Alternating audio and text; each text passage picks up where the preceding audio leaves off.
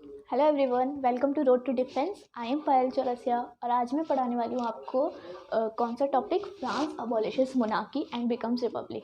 जैसा कि हमने इससे पहले वाली वीडियोस में देखा कि फ्रांस में जो है एक राजा था, मोनार्क था। इससे पहले वाली वीडियो में हमने देखा कि राजा तो था, राजा के को बस हमने क्या करा था, कॉन्स्टिट्यूशन पकड़ा दिया था, संविधान दे दिया था कि अब चलो संविधान के हिसाब से चलो राजा। लेकिन इस वीडियो में हम देखेंगे अब मोनार्क जो है ना, राजा को भी हटा देंगे। अब राजा को हटा के जो फ्रांस है वो रिपब्लिक हो जाएगा। ओके, तो जैसे कि हमने देखा जो फ्रांस की सिचुएशन थी ना, वो बहुत टेंस चल रही थी। ठीक है, वहाँ पे बहुत सारे हमने ये देखा कि रेवोल्यूशन शुरू हो चुका था, बहुत सारे दंगे फसाद हो रहे थे, सिचुएशन जो थी टेंस थी। अब लुई 16 जो संविधान है, संविधान को स्वीकार कर तो लिया था, लुई 16 ने संविधान को स्वीकार कर तो लिया था, क्योंकि इतना उसके ऊपर प्रेशर बन रहा था, इसलिए उसने संविधान को स्वीकार कर लिया था। लेकिन उसने फिर भी जो है secret negotiation with Louis 16 is in the secret negotiation with the king of Prussia. वो प्रशिया के जो राजा के साथ ना, मतलब सीक्रेटली बातें करता रहता था। कि वो इसलिए प्रशिया के राजा के साथ बातें करता था कि लुई 16 जो है वो चाहता थे कि वापस से उसका ही राज आ जाए। ये जो संविधान है, नेशनल असेंबली, इसको हटा दिया जाए और वापस से फ्रांस में जो है एक मोनार्क का, एक राजा का शासन आ जाए। वो इसलिए जो है प्रशिया से बातें करता था। एंड देन है 1789 में क्या होता है कि जो नेबरिंग कंट्रीज होती है ना, फ्रांस की जो नेबरिंग कंट्रीज होती हैं, वो ये तय करती हैं कि अब हम फ्रांस में हमला करेंगे। अब नेबरिंग कंट्रीज क्यों ये सोचती हैं कि वो फ्रांस पे हमला करेंगी? नेबरिंग कंट्रीज जो है वो इसलिए कहती हैं फ्रांस पे हमला करने के लिए, क्योंकि जैसे हमने देखा फ्रांस में जो नए नए आइडियाज़ आए थे इक्वालिटी के, इक्वल वोटिंग राइट्स के, और मोनार्क नहीं होना चाहिए, इन सब के जो आइडियाज़ डेवलप हो रहे थे, तो जो आसपास के देश थे ना, नेबरिंग कंट्री से, उनको डर था कि कहीं जो दूसरे देश हैं उन देश के लोग भी ऐसे विद्रोह ना कर दे, रिवॉल्ट ना कर दें कि राजा के खिलाफ कुछ ना बोल दें। तो इसलिए दूसरे देशों ने सोचा कि फ्रांस में चलो, फ्रांस में हमला करते हैं, फ्रांस को ख़त्म करते हैं। लेकिन वो कहते हैं ना, खरबूजे को देख के खरबूजा रंग बदलता है, तो बस यही डर था जो दूसरी नेबरिंग कंट्री थी उनको। लेकिन 1789 में वो लोग सोचते हैं कि हाँ चलो हम फ्रांस पे जो है हमला करेंगे। लेकिन उसके बाद जो नेशनल असेंबली होती है ना, उसका ये 1792 है, एक मिनट, ठीक है, ये है 1792। नेशनल असेंबली में 1792 में वोट होते हैं और नेशनल असेंबली ये डिसाइड कर लेती है, नेशनल असेंबली में ये डिक्लेयर कर देती है प्रशिया एंड ऑस्ट्रिया के अगेंस्ट वॉर। इसके प्रशिया एंड ऑस्ट्रिया के अगेंस्ट वॉर डिक्लेयर कर देती है कौन? National assembly. अब वो वॉर तो डिक्लेयर कर देती है, उसमें जो है उस वॉर में बहुत सारे thousand of volunteers join the army. मतलब वॉल्टियर्स मतलब जो नौजवान जो होते हैं, नौजवान दो लोग थे, वो लोग आर्मी में बढ़ चढ़ कर हिस्सा लेते हैं, एक देशभक्त के रूप में हिस्सा लेते हैं अपने देश को बचाने के लिए। ठीक है, बहुत सारे लोग आर्मी में हिस्सा लेते हैं। और ये जो लोग आर्मी में हिस्सा लेते हैं ना, ये गीत गाते हैं, गाना टाइप्स गाते हैं, मार्शलेज नाम होता है उस गाने का, पोइट्री का मार्शलेज नाम होता है। और ये जो मार्शलेज है वो नाम कौन देता है? रॉगेट डी लिस्ले। ठीक है, ये एक पॉइंट है, आपसे ये 1 मार्कर में क्वेश्चन पूछा जा सकता है कि जो मार्शलेज गीत है ये किस पॉइंट ने बनाया, उसका नाम आपसे पूछा जा सकता है 1 मार्कर में, तो वो है रॉगेट डी लिस्ले। ठीक है, क्योंकि 1 मार्कर जो है वो तो कहीं से भी आ सकता है ना, इसलिए मैं छोटे छोटे पॉइंट्स भी आपको बता रही हूँ। ठीक है, तो ये मार्शलेज आगे चल के नेशनल एंथम बना, कहाँ का? फ्रांस का नेशनल एंथम बना। क्या? मार्शलेज को किसने लिखा था? रॉगेट डे लिस्ले ने। ठीक है, उसके बाद है Wars brought losses and economic difficulties. Wars जो होती थी, लड़ाइयाँ जो हो रही थी, उसकी वजह से बहुत सारा लॉस हो रहा था, है ना, आर्मी में। और इकोनॉमिक डिफिकल्टीज मतलब राजा का जो है वैसे बहुत सारा पैसा खर्च हो रहा था, देश का बहुत सारा पैसा खर्च हो रहा था आर्मी को मेंटेन करने में, आर्मी के खर्चे उठाने में, इन सब चीज़ों में वॉर्स की वजह से बहुत लॉस हो रहा था और इकोनॉमिक डिफिकल्टीज आ रही थी। अब जो लार्ज सेक्शन था ना, लार्ज सेक्शन चाहता था रिवॉल्यूशन, लार्ज सेक्शन जो था वो उस वॉर में बढ़ चढ़ कर हिस्सा ले रहे थे। कुछ लोग चाहते थे कि वॉर हो, कुछ लोग चाहते थे कि लड़ाई और आगे लड़ी जाए।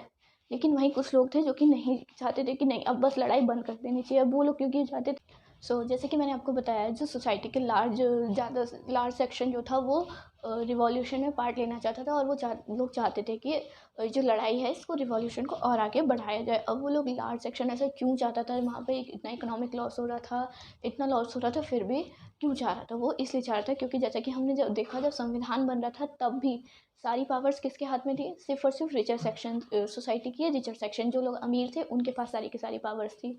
ठीक है, वुमेंस के पास कुछ नहीं था। जो नोबल फैमिली के थे, जो ज़्यादा टैक्स पे करते थे, वो लोग जो है वो लोग नेशनल असेंबली बनाते थे, वही लोग आगे के जितने भी डिसीजन, जितने भी कानून होते थे वो लेते थे। गरीबों को, पीसेंट्स को, छोटे वर्कर्स को, आर्टिशंस को, लेस प्रॉस्पिरस सेक्शन को, सोसाइटी के उन लोगों को कोई भी मतलब उनका इन्वॉल्वमेंट नहीं रखा गया। इसीलिए ये लोग चाहते थे इस रेवोल्यूशन को और आगे बढ़ाया जाए, इसलिए उन लोगों ने बढ़ चढ़ कर हिस्सा लिया। ठीक है, अब हम आगे देखेंगे जैसे कि फ्रांस में बहुत सारे पॉलिटिकल क्लब्स उभर के आए। पॉलिटिकल क्लब्स उभर के आए मतलब political clubs are the important rallying point. Political clubs में क्या होता था, लोग जैसे अपने अपने ग्रुप्स के एक तरह से क्लब्स बना लेते, जैसे पॉलिटिकल पार्टीज होती हैं वह, या अब पहले जो था वो पॉलिटिकल क्लब्स बना लेते थे। वहाँ पे क्या डिस्कशन होता था, गवर्नमेंट की पॉलिसीज़ के बारे में, जो नेशनल असेंबली, जो गवर्नमेंट सरकार पॉलिसीज़ बना रही है उनके बारे में डिस्कशन होता था। And they plan their own forms of action. उन उन क्लब्स को क्या करना है, किस तरह विद्रोह करना है, उन सब का भी जो प्लान है वो लोग यहीं पे डिस्कशन करते थे इन पॉलिटिकल क्लब्स में। उस दौरान जो है वो एक एक क्लब जो उभर कर आया वो है जैकोबिन्स क्लब। जैकोबिन्स सबसे पहले देख लेते हैं इसका नाम कहाँ से पड़ा।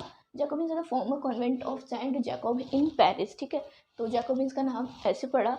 एंड आफ्टर दैट जो वुमेन्स हैं, वुमेन्स ने भी अपने बहुत सारे क्लब बनाए, लेकिन वुमेन्स के बारे में हम चैप्टर 4 में पढ़ेंगे कि वुमेन्स ने कैसे कैसे क्लब बनाए, कौन कौन से क्लब बनाए। ठीक है, तो जैसे कि मैंने बताया जैकोबिन क्लब जो है वो एक उभर कर आया।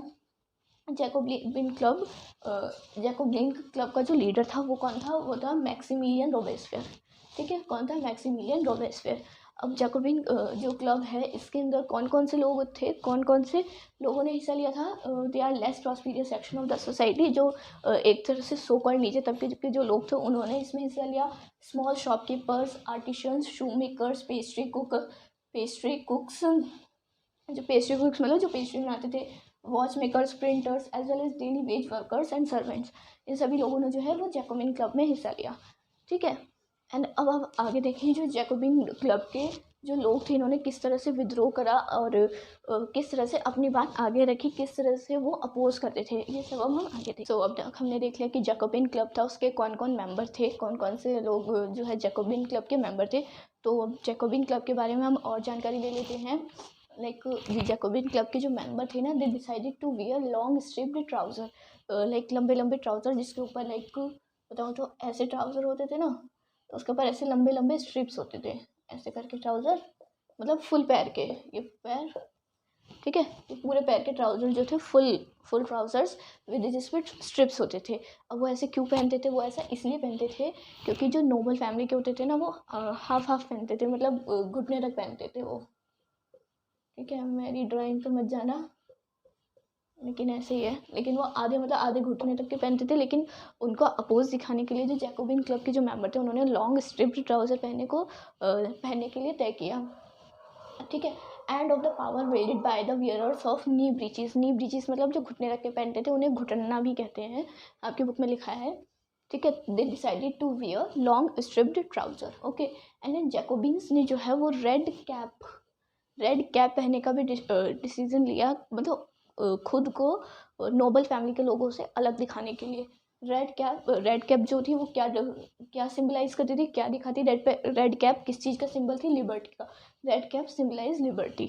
ठीक है, those without knee breeches called sans culottes. जो इंसान नी ब्रिजेस मतलब जो घुटने तक की नहीं पूरे ट्राउज़र पहनता था उसे क्या कहा गया? Sans culottes. ठीक है, अब जितनी भी इन्फॉर्मेशन मैंने आपको जैकोबिन क्लब के बारे में दी है, उसका नाम कैसे पड़ा, उसमें कौन कौन से मेंबर्स थे, और उन्होंने लॉन्ग स्ट्रिप्ड ट्राउज़र्स पहने, एंड देन उन्होंने रेड कैप पहनी, रेड कैप दिखाने के लिए, लिबर्टी दिखाने के लिए। आपके अगर 3 मार्कर में 5 मार्कर में भी क्वेश्चन आएगा, आई होप कि 5 मार्कर में आपके क्वेश्चन ज़रूर आएगा इसके बारे में, जैकोबिन क्लब के बारे में। तो अगर आप ये सारे पॉइंट्स सिर्फ पॉइंट्स में आके लिख देंगे ना, 5 में से 6 मिल जाएंगे, मतलब फुल मार्क्स मिलेंगे। 5 में से 5 अगर 5 नंबर में आता है तो पूरे मार्क्स मिलेंगे अगर ये सारे पॉइंट्स पे आप लिख देते हैं तो। ठीक है, तो हमने देख लिया अब जैकोबिन क्लब के बारे में। अब जैकोबिन क्लब तो बन गया। ठीक है, अब 1792 की समर के बाद क्या होता है? 1792 की समर के बाद क्या होता है कि जो समर के बाद क्या आएगा? विंटर ही रहेगा ना। विंटर के सीजन में जो फूड ग्रेन्स के जो प्राइसेस है ना वो बढ़, जैसे हमने पहले भी देखा है फूड ग्रेन्स के प्राइसेस क्यों बढ़ जाते हैं वो हमने देखा है, ठीक है। फूड ग्रेन्स के प्राइसेस बढ़ जाते हैं। अब इसी में जो जैकोबिन क्लब के जो मेंबर है ना, कौन कौन है, नीचे तबके के लोग, अब वो लोग हो जाते हैं परेशान। अब वो लोग हो जाते हैं परेशान और वो जाते हैं लुई 16 के जो पैलेस था उसको तोड़ ताड़ करके अंदर घुस के जो रॉयल फैमिली थी उसको बंदी बना लेते हैं कि चलो अब तो गुस्सा उतारना है, मतलब जैकोबिन क्लब बन गया, अब तो लुई 16 की ऐसी की तैसी करेंगे। और वो करते भी हैं। जो मेंबर्स होते हैं जो सारे जाते हैं लुई 16 को, रॉयल फैमिली को जो है बंदी बना लेते हैं। On 10 August storm the palace of Tuileries, जहाँ पे वो लुई 16 रहता था वहाँ पे imprison to the royal family. Royal family के जो जितने भी लोग होते हैं सबको बंदी बना लेते हैं। अब जो बंदी बना लेते हैं उसके बाद जो होते हैं इलेक्शन होते हैं। इलेक्शन में सभी 21+ जो होते हैं ना, जो जितने भी लोग 21+ होते हैं उन सबको क्या होता है, राइट टू वोट दिया जाता है रिगार्डलेस ऑफ देयर वेल्थ को उनको कंसिडर नहीं करे, मतलब जिसके पास जो अमीर है वो भी वोट दे सकता है, जो गरीब है वो भी वोट दे सकता है, ठीक है। अब इसके आगे अब हम देखेंगे जो लुई 16 है उसका क्या होता है। हमने देखा कि जो 21+ जो लोग थे उन सभी को वोट देने का अधिकार मिल गया था और जो रॉयल फैमिली थी उसको जेल हो गई थी। एंड 21 सितंबर 1792 क्या होता है, जो फ्रांस में मोनार्की को अबॉलिश कर दिया जाता है और फ्रांस को रिपब्लिक घोषित कर दिया जाता है। अब ये रिपब्लिक का क्या होता है, republic is a form of government where people elect the government, जहाँ पे लोग अपनी सरकार को चुनते हैं। अब लोग चुनते हैं मतलब इलेक्शन से चुनेंगे मतलब 21+ जो थे सबको वोट देने का अधिकार था regardless of their wealth and their estate. And जो लुई 16 था ना, Louis 16 sentence to death by court on the charge of treason है, ये प्रीजन नहीं है, ठीक है। ट्रीजन होता है देशद्रोह, तो लुई 16 को 21 जनवरी 1793 को कोर्ट के द्वारा डेथ बोल दिया गया उसको। एक गिलोटिन होती है उसमें फांसी की उसमें सज़ा देने को लुई 16 को बोल दिया, मतलब कोर्ट की तरफ से आदेश मिल गया कि इसको मार दो उसको। गिलोटिन क्या होता है वो मैं आपको आगे बताऊंगी, आगे वाले टॉपिक में गिलोटिन आने वाला है तो वो हम देखेंगे। अब हम देखेंगे जो अब देखो ये हमारा जो लुई 16 है मोनार्क, ये तो गया। लुई 16 की इतनी कहानी हमने देख ली। आई होप आपको समझ में आ गई। सबसे पहले आप मुझे बताओ समझ में आ गई ना, कैसे बताओगे, मन में बता दो समझ में आ गई ना। वेरी गुड, समझ में आ गई तो अच्छी बात है, अगर नहीं आई तो आप दोबारा देख लो, ठीक है। एंड अब हम देखेंगे लुई 16 तो चला गया, अब आएगा मैक्सिमिलियन रोबेस्पियर। अब बताओ मैक्सिमिलियन रोबेस्पियर कौन था, सोचो। मैक्सिमिलियन रोबेस्पियर था जैकोबिन क्लब्स का जैकोबिन क्लब का लीडर था मैक्सिमिलियन रोबेस्पियर। अब वो आएगा राज में, अब वो करेगा फ्रांस की ऐसे की तैसी। अब ये जो है ना इंटरेस्टिंग बनता जा रहा है, इसको आप कहानी की तरह सुनते जाओ, पॉपकॉर्न साथ में लेकर बैठो आराम से, बहुत मज़ा आएगा, ठीक है। अब जो मैक्सिमिलियन रोबेस्पियर है वो कैसे फ्रांस की ऐसे की तैसी करता है। अब जो वक्त आ चुका है वो है मैक्सिमिलियन रोबेस्पियर का। अब जो राजा था मोनार्क था उसको तो हटा दिया गया, लुई 16 को तो गिलोटिन पे चढ़ा दिया। गिलोटिन क्या है वो मैं आपको अभी आगे समझाऊंगी इसी में। तो अब आ गया था टाइम मैक्सिमिलियन रोबेस्पियर का। मैक्सिमिलियन रोबेस्पियर जो है ना उसने मतलब 1793 से 1794 तक शासन किया गया। उस वक्त को कहा गया द रीन ऑफ टेरर, आतंकवाद का युग, ठीक है। तो 1793 से 1794 तक किसने शासन किया, रोबेस्पियर ने, मैक्सिमिलियन रोबेस्पियर ने। अब इसने पता है क्या किया, इसने ना जो भी रिपब्लिक भी मैंने आपको बता दिया कि रिपब्लिक क्या होता है। रिपब्लिक वो होता है जहाँ पे जो गवर्नमेंट है वो वहाँ के लोगों के द्वारा इलेक्ट की जाती है, वो होता है रिपब्लिक। अब जो भी एनिमीज़ होते थे ना रिपब्लिक के, अब कौन हो सकते हैं एनिमीज़ रिपब्लिक के, एक्स नोबल्स, क्लर्जी या फिर मेंबर्स ऑफ अदर, या ये पीपी का मतलब है पॉलिटिकल पार्टी। जो भी अदर मेंबर्स होते थे उन सबको वो क्या करता था, रिपब्लिक के भी जो मतलब एनिमीज़ होते थे ना उन लोगों को वो ना ही अरेस्ट करता था ना ही इम्प्रिजन करता था, सीधे गिलोटिन पर चढ़ा देता। अब आपके मन में सवाल उठ होगा गिलोटिन होता क्या है आखिर। तो गिलोटिन ना बहुत इंटरेस्टिंग सी चीज़ है, डॉक्टर गुलाटी ने नहीं, डॉक्टर गिलोटिन ने बनाई थी। तो गिलोटिन ऐसा डिवाइस होता है, लाइक दो खंबे होंगे यहाँ पे ऐसे करके जगह होगी, मैं बनाती हूँ, ठीक है। आई होप आपको विजिबल होगा।